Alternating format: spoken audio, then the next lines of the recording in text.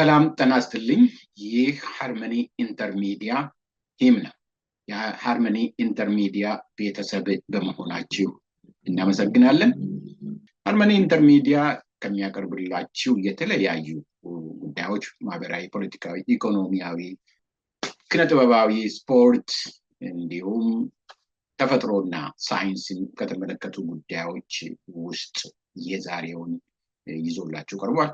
ዛሬ ሰሞኑን ስትሰሙት ስለነበረው በተለይ በዩናይትድ ስቴትስ ውስጥ ትልቅ ዜና ሆኖ ስለሰነበተው በዓለምም ላይ ሲያስተጋባ ስለነበረው ጉዳይ የምንነግራችሁ አጭር ነገር ስላለ ነው የመጣ ነው። ይህም ጉዳይ የነጩ ቤተመንግስት የዋይት ሃውስ ዘጋቢዎች ማህበር ባዘጋጀው ዓመታዊ የራት ግብዣ ስነስርዓት ላይ ቶክስ ተከፍቶ ነበረ። ይሄ ቶክስ ደግሞ ፕሬዚዳንቱን ዶናልድ ትራምፕን ለመግደል ያሰበ ነው ተብሎ ግብዣው ተረብሿል፣ ተቋርጧል። ይሄንን እርምጃ የወሰደ ሰውም ደግሞ በቁጥጥር ስር ውሎ ፍርድ ቤት ቀርቧል። ክሶች ተመስርተውበታል። ፕሬዚዳንቱን የመግደል፣ ጦር መሳሪያ ይዞ ከሀገር መዞር፣ ከካሊፎርኒያ ግዛት ነው በባቡር ተጉዞ ዋሽንግተን ድረስ መጥቶ ሆቴል ይዞ ስብሰባ በሚደረግበት ሆቴል ይዞ የቆየው ይሄ ሰው ይሄን ጨምሮ ክስ ተመስርቶበታል።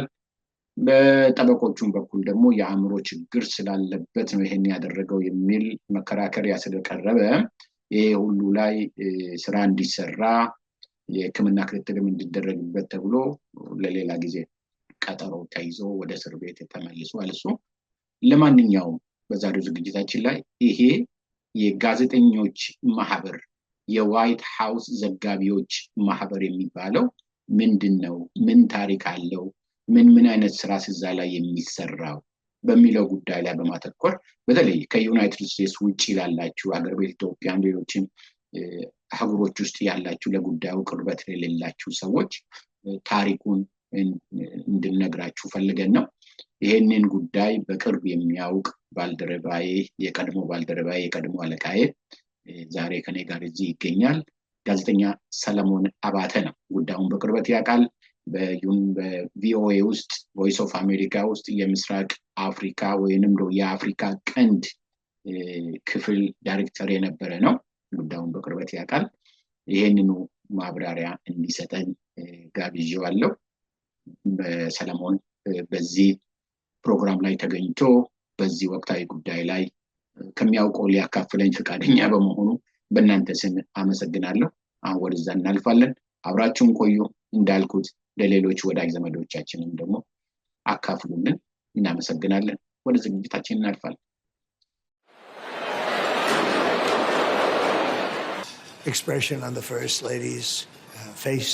Panic started spreading through a Washington ballroom. ይሄ ጋዜጠኛ አንዱ ሀገር ጠቅላይ ሚኒስትር ንግግር ያደርጋል ተብሎ ዓመታዊ ንግግር ያደርጋል ተብሎ ንግግሩን ሄዶ እንዲዘግብ ይላካል። እዛ ሄዶ ኤዲተሮቹ ቢሮ ውስጥ ያሉት አሁን ሪፖርቱን ይዞ ይመጣል። ከስፒቹን አዳምጦ ከንግግሩ ላይም ዜና ወሬ ለመስራት ነው ይጠብቁት ነበረ። እንደተጠበቀም አልቀረም። እያለከለከ ወደ ቢሮ መጣ። ቢሮ ደርሰ ጎሽ ፍጥነት መጣ፣ ዜናውን ይዘህ መጣ፣ ዜናውን ሰራ ይሉታል። ዜና የለም። ምን ነው? ጠቅላይ ሚኒስትሩ ተገደሉ።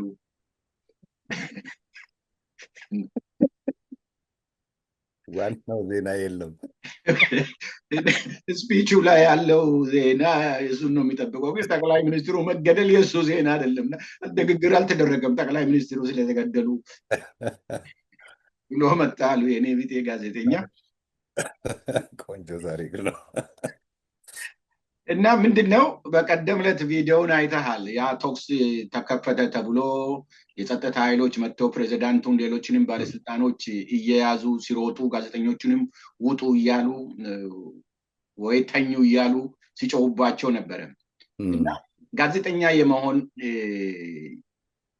ኤዳን ጭንቀቱን እዛው ላይ አየሁኝ። እዛ ተገኝተህ ቶክስ ተከፍቷል፣ ለህይወት ስትል መተኛት አለብህ። ጋዜጠኛ ነህ፣ ለዘገባ ነው፣ ሙያ ነው የሚያስፈልግ። የሚደረገውን ነገር ደግሞ መቅረጽ አለብህ። ጋዜጠኞቹ በዛ መካከል እየተጨነቁ አንዴም እየወደቁ እየተንከባለሉ አንዴም እየተነሱ እየቀረጹ ይሰራሉ። በዚህ አይነት ቦታ ላይ በጦርነት ቦታ ላይ የጋዜጠኝነት ህይወት ምን ሊመስል እንደሚችል አየሁና በአንዳንዶቹም ላይ እየሳኩ ነበረ። በዳዴም ሲሄዱ የነበሩ ጋዜጠኞች ነበሩ እና ይሄ ቶክስ የተከፈተው ይሄ እውነት የተከሰተው የዋይት ሃውስ ዘጋቢዎች ማህበር ያዘጋጀው እራት ላይ ነው። ይሄ የዋይት ሃውስ ዘጋቢዎች ማህበር እኔ ከኔ የተሻለ ታውቃለህ፣ ከተሳሳትኩም ታርመኛለህ። እያንዳንዱ በአሜሪካን ሀገር ውስጥ ያሉ የመገናኛ ብዙሃን ድርጅቶች ትልልቆቹ ቪኦኤንም ጨምሮ ነፍሱን ይማረውና በዋይት ሃውስ ውስጥ ከዋይት ሃውስ የሚዘግቡ የራሳቸው ልዩ ዘጋቢዎች አሏቸው። ሁሉም የዜና ተቋማት ማለት ነው። እነዚህ በዋይት ሃውስ ውስጥ የተወከሉ ጋዜጠኞች፣ ዘጋቢዎች ደግሞ የራሳቸውን ማህበር አቋቁሟል። ለምንም ዓላማ ይሁን እና ይሄን የራት ግብዣ ያዘጋጀው የዚህ የጋዜጠኞች ማህበር ነው። በየአመቱም ያዘጋጃል እና ዓላማው ምንድን ነው? መቼስ ነው ይሄ ነገር የተጀመረው? በዚህ ጉዳይ ላይ እንጀምር።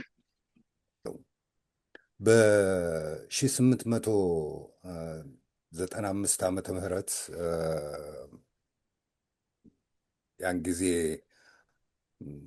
ኮንግረሱ ሲሰበሰብ ወይም ዋይት ሃውስ ውስጥ ስብሰባዎች ሲደረጉ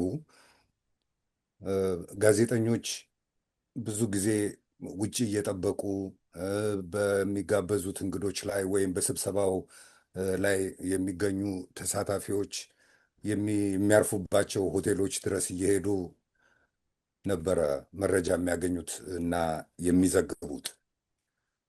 ነገር ግን በ1895 በአውሮፓ አቆጣጠር ማለት ነው፣ በኢትዮጵያ ወደ 1887 አካባቢ ይሆናል ማለት ነው።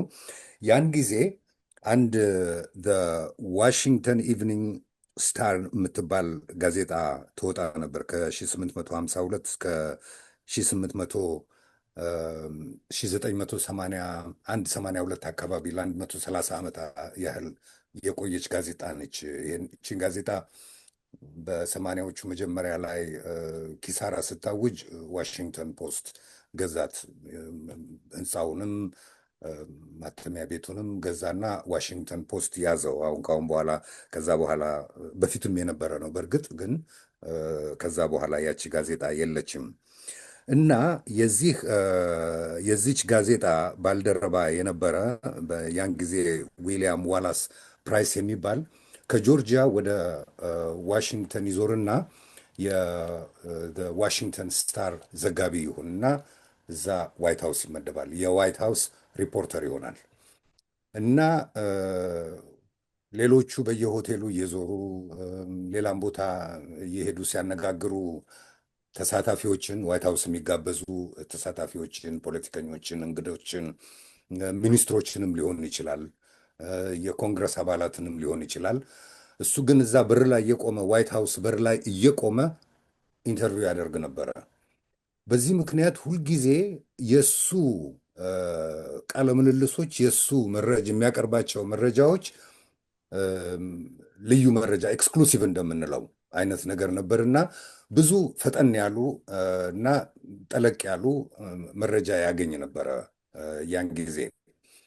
እና ይህንን የሚያደርገው ዋይት ሃውስ ደጅ ላይ እየቆመ ነው።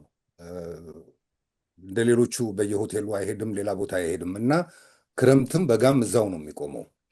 እና አንድ ጊዜ በጣም ብርድ እና ዝናብ በነበረበት ቀን ያን ጊዜ 26ኛ ፕሬዚደንት የነበሩት ፕሬዚደንት ቴዎዶር ሩዘቬልት ያዩታል እዛ ቆሞ እና ምንድን ነው የምትሰራው? እየዘገብኩ ነው። ብዙ ጊዜም ከዛ በፊትም አልፎ አልፎ ያዩት ነበር እና ከዛ ያስገቡትና በሉ አንድ የሚያርፍበት ቦታ አንድ ክፍል ስጡት ብለው ያዛሉ። እዛው ዋይት ሃውስ ውስጥ የሆነ ክፍል ይሰጠውና አሁን ዋይት ሃውስ ፕሬስ ሩም የሚባል አለ፣ መግለጫ የሚሰጥበት እና ጋዜጠኞች የሚሰባሰቡበት የሚሰሩበት ቦታ ነው የዋይት ሃውስ እና እቺ ጥንስስ ትሆናለች ለዚህ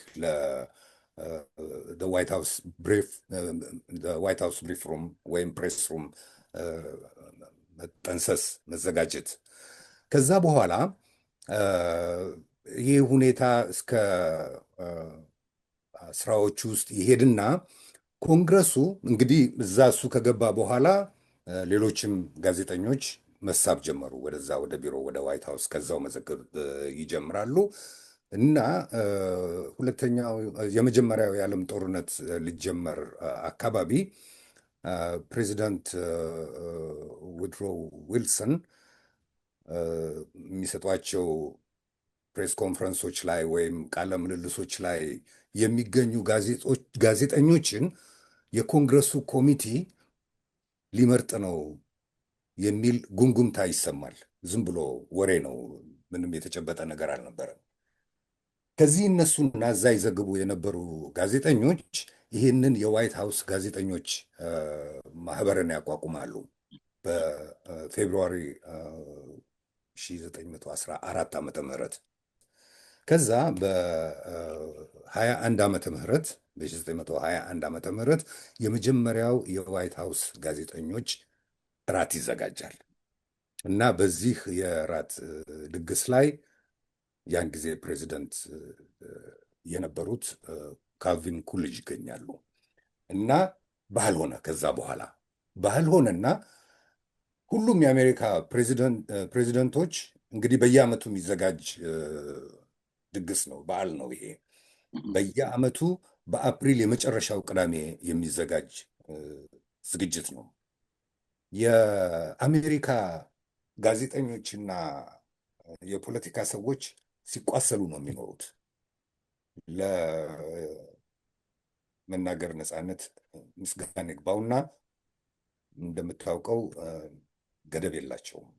የአሜሪካ መገናኛ ብዙሃን ከፕሬዚደንቱ ጀምሮ እስከ የትኛውም ጥግ ድረስ ሄደው ለማብጠልጠል፣ ለመፈተሽ፣ ለመጠየቅ፣ መረጃ ለማቅረብ ክፍት ነው መድረኩ።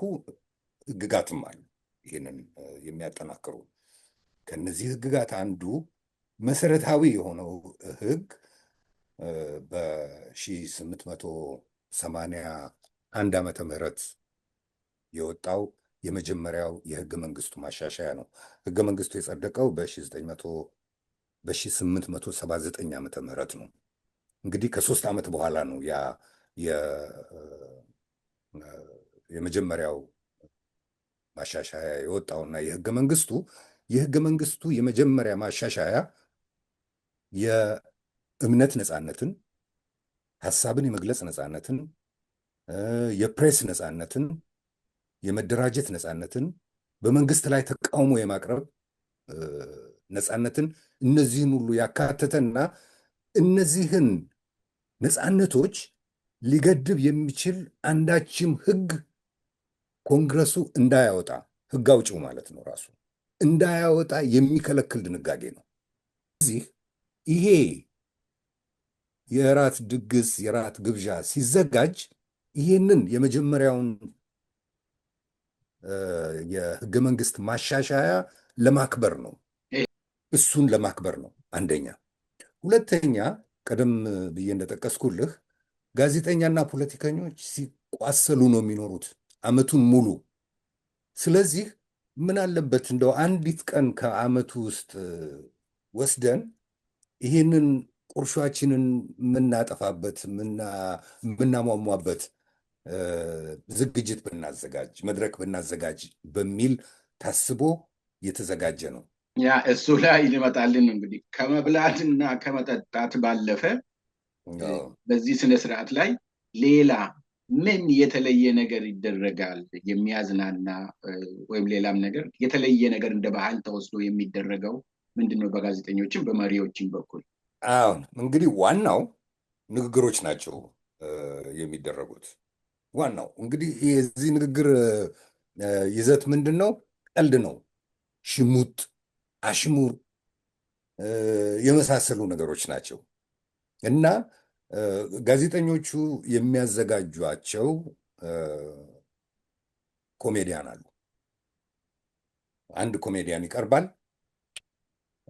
ጋዜጠኛውን ፕሬዚደንቱን ራሳቸውን በወቅቱ ያሉትን እዛው አዳራሽ ውስጥ ቁጭ ብለው ያሉትን ፕሬዚደንት ብጥልጥል አድርጎ ነው የሚቀልድባቸው። ማናቸውንም ደካማ ጎናቸውን ትንሽ ሲናገሩም አለፍ ያሉት ነገር ካለ ሲራመዱ ከተንገዳገዱ ከወደቁ እና ሌሎችም ብዙ ሊያስቁ በሚችሉ ወዘናዎች ገብተው እስኪወጡ ድረስ ጥርሳቸው ሳይከደን ነው ተሳታፊዎች በዛ ምሽት የሚገኙት። በሌላ በኩል ደግሞ ሚዛን የሚባልም አለ፣ ፍትሐዊነት የሚባልም አለ። ለፕሬዚደንቱም ዕድል ይሰጣቸዋል። ያንን ሁሉ ተብለው ያንን ሁሉ ተሸክመው ወደ ቤታቸው አይሄዱም። እሳቸውን በበኩላቸው የመሰላቸውን ሁሉ ከተሳታፊዎች ቢፈልጉ ጋዜጠኞችም ላይ ከፈለጉ ወይም ይነሱባቸው የነበሩ ትችቶችና ተረቦችን ወይም ልክ ያልሆኑ ብለው የሚያምኑባቸው ዘገባዎችም ተላልፈው ከሆነ እነዚህን ሁሉ እያነሱ እሳቸውም እንደዚሁ ፕሬዚደንቱ በቀልድም በጨዋታም እያዋዙ ሲያስቁት ያመሻሉ። በቀልድ ቁም ነገር ሲወራ የሚመሽበት ምሽት ነው የዋይት ሃውስ ዘጋቢዎች የራት ድግስ። ይሄ ዝግጅት የሚካሄደው በየዓመቱ ሂልተን ሆቴል ነው። ከዚሁ ሆቴል ንግግር አድርገው ፕሬዚደንት ሮናልድ ሬጋን ሲወጡ በ81 ዓመተ ምህረት ነው አይደለ? ሲወጡ እዚሁ ሆቴል ላይ ነው የግድያ ሙከራ የተደረገባቸው። ተተኩሶባቸው ቆስለው ዳኑ። በጣም ነበረ፣ በብርቱ ነበር የቆሰሉት። ውስጣቸው የደም መፍሰስ ሁሉ አጋጥሞ ነው የዳኑት የተረፉት። እና እንዲህ አይነት ታሪክ አለው ያ የራት ግብዣ የሚካሄድበት ሂልተን ሆቴል ራሱ ሁለት ፕሬዚደንቶችን በዚህ ሁኔታ ያስተናገደ ነው። አመሰግናለሁ ወንድሜ ሰለሞን። አሁንም በድጋሚ በአድማጮች እና ተመልካቾች ስም አመሰግናለሁ። ሃርመኒ ሚዲያ ያንተ ቤት ነው፣ ተመላለስበት። መልካም። አመሰግናለሁ። በጣም አመሰግናለሁኝ አንተንም በፍቃዱ፣ እንዲሁም ተመልካቾችህን፣ ተከታታዮችህን፣ ተከታዮችህን ሁሉ አድናቆቴን እገልጻለሁ። አመሰግናለሁ። መልካም ጊዜ። ጤና ይስጥልኝ።